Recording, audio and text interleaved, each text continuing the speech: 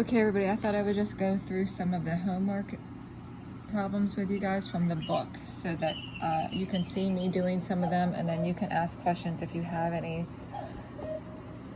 So let's go ahead and get started. So I'm just on number 16. This is page 629. And you're given 4q to the 4th plus 12q. And you have to find the greatest common factor and then factor it out of the expression. So if you're confused about finding the greatest common factor, just start writing the factors down. So for 4q to the 4th, the factors of that are going to be 4. I'm not going to write times 1 because that's just assumed. And then times q, times q, times q, times q. And then the next term is 12q. And I'm going to try to have the same factors so that I would have the greatest common factor of each term. So that would be 4 times 3 times q. So now what do they share? They share a 4 and they share a q. So the greatest common factor is a 4q. So that means that's what I can factor out of my expression. So if I take a 4q out, then I would say what's left in both terms. So if I take a 4q out of here, what's left is just q cubed. Plus, if I take a 4q out of here, what's left? 3. And when I say what's left, that just means what I'm dividing each of these terms by 4q, and then my result is what I'm putting here. So 4q to the 4th divided by 4q is q cubed. 12q divided by 4q is 3. And then I can check to make sure that I did that correctly by shooting my arrows and making sure that when I simplify, I get what I started with. So I would have 4q to the 4th plus 12q, what I started with. So that here is the answer for number 16. Number 18. We're given 24t to the 5th plus 6t cubed. And now again, all I'm going to do is try to find the greatest common factor and then factor that out. So if you have to do that off to the side, that's fine. So I'm going to have 24t to the 5th, that first term. The greatest common factors of that would be 6 times 4 times t times t times t times t times t. And then my second term is 6t cubed. So my factors of that would be 6 times t times t times t. So my greatest common factors of what they share, what's common, is the 6's and then 3 of those t's. So my greatest common factor is 6t cubed. So that's what I can factor out of this expression. So I'm going to have 6t cubed here, and then back and see what's left out of my first term. Well, 24t to the 5th divided by 6t cubed is going to be 4t squared. Plus 6t cubed divided by 6t cubed is 1. So that is my factored expression. So now if I needed to double check my work, I would shoot my arrows and make sure that I end up with what I started with. 6 times 4 is 24. T cubed times t squared is t to the 5th, plus 6t cubed times 1 is 6t cubed. Exactly what I started with, so I know that I factored that correctly. Okay, number 20, I have 18d to the 6th minus 6d squared plus 3d. Okay, so now I'm going to, instead of going to the side and doing that work, I'm just going to start looking at my terms and see if they share anything. Well, and I'm going to start with my smallest term because I know that I couldn't start with a larger term than this and see that I could pull it out. So I always start with my smallest term, which is a 3. And I check to see, is 3 shared in each of these terms? Well, yes. So I know that I'm going to pull a 3 out. And then I look at this d. Is d shared in everything? Yes. So now I'm going to pull a 3d out of each of these terms and see what I'm left with. So that means for 18d to the 6th, if I divide by 3d, I'm left with a 6d to the 5th minus 6d squared divided by 3d is going to be a 2d. And then 3d divided by 3d is 1. So now that's all I had to do to factor out that expression. And that's as simplified as you can get for right now. Okay, so now for the next set of questions, you have to factor the expression completely. So let's see how we can get the simplest form with these ones. So for number 22, I have 3w to the fourth plus 21w cubed. So again, I'm going to go to my smallest coefficient and see if they both share that number. So I have a -3 here and a 21 here. So they both share that 3. So I'm going to go ahead and start by pulling that out. That's going to go up front. Now, what do I share with my variables? Well, I shared w to the fourth, w cubed. So my smallest is that w cubed, so that they both share that. So I'm going to pull that out. So then what's left? -3w to the fourth divided by -3w cubed is just going to be 1w. And I'm not going to write that 1 there. I'm going to know that that 1 is assumed. And then over here, I'm going to say, well, 21w cubed divided by -3w cubed is going to be -7. That's it. And so then that is factored completely. And remember, I can shoot my arrows and make sure that I did this correctly. -3w cubed times w is going to be -3w to the fourth. -3 times w cubed times -7 is positive 21w cubed. So I know I did that correctly. So I'm going to number 24. I'm starting with 5s cubed plus 30s plus 40s. I'm sorry, that was 30s squared plus 40s. So now I'm just going to find what they share, and the factor that they share from our coefficients would be a 5. Both this 30 divided by 5 is 8, 40 divided by 5, and 30 divided by 5 is 6, 40 divided by 5 is 8, sorry. And so I know I can pull a 5 out, and then I can also pull an s out. So I'm going to do 5 times s.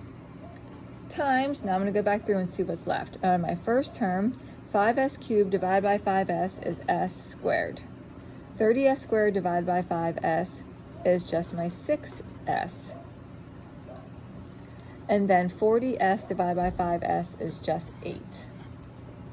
So now I have 5s times the quantity s squared plus 6s plus 8.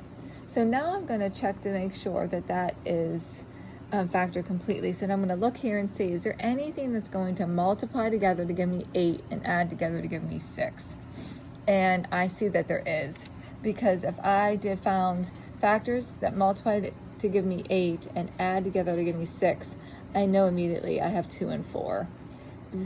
So I'm going to head and factor this more and have 5s times s plus 2 times s plus 4. Now I have that factored completely. So that's just something you're going to have to check once you get down to this point and your leading term here has a degree of 2. You know you have a quadratic, so just check to see if you can still simplify that more. So that's 24. Here's 26. We're given 2d to the fourth plus 2d cubed minus 60d squared. So I know that each term shares a 2, so I'm going to pull that out. And then they also share a d squared, so I'm going to pull that out as well.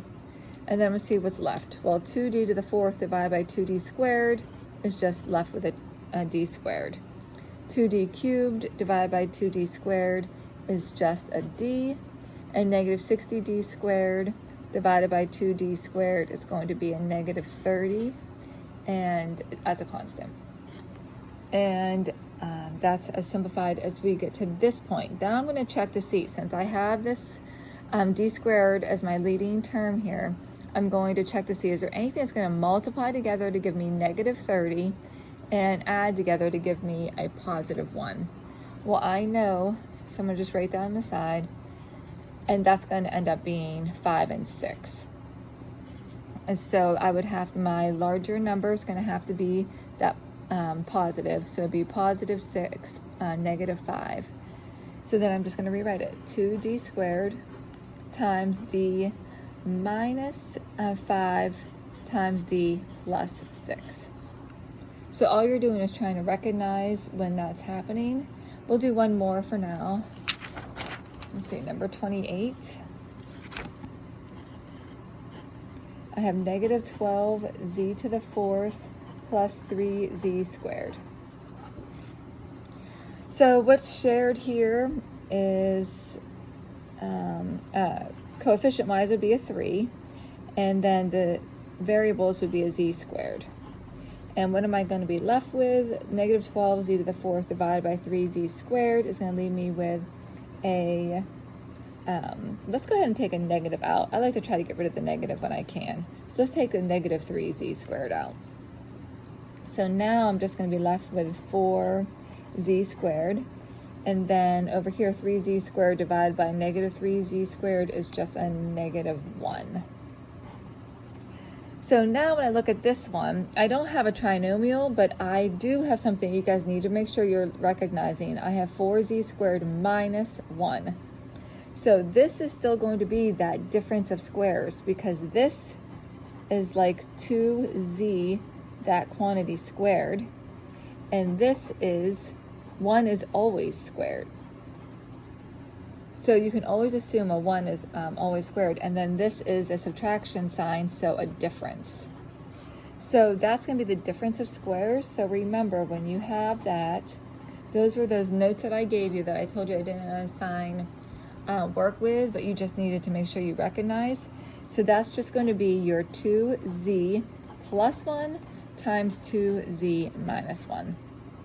So make sure you're recognizing that, and then remember, this outside term always just comes along for the ride. So now we're in simplest form. Make sure you're recognizing the difference of squares. I'll go ahead and finish this section. So we'll do number 30 now. 30, you're given x cubed minus 3x squared plus x minus 3. So for this one, these are the ones that I said, well, let's just try to factor these by using, they're already grouped. So let's just factor using the group that they gave us. So what can I share? What do they share in these first two terms? Because they don't share anything in all the terms because of this constant here. So let's look at the first two terms, and I see that the first two terms share that x squared. And then if I pull that out, I'm left with x minus 3. And then if I look over here, I'm going to have a plus, and then what do they share? Nothing. So I'm going to go ahead and pull that 1 out there and have what's left at x minus 3. Now look at that. I already have the stuff that's the same, that x minus 3 times the junk that's left, that x squared plus 1. So that was really nice. They already had it in that setup for the regrouping. So you just need to recognize that when that happens, when you see that on your page. So for 32, we're given 3y cubed minus y squared minus 21y plus 7. And I'm going to do the exact same thing that we did up here. I'm going to worry about these first two terms and then these two terms because nothing is shared in all of these because of this constant. So, so I'm going to go ahead and pull out these first two terms, a 3y squared, and then what's left is a y minus 1.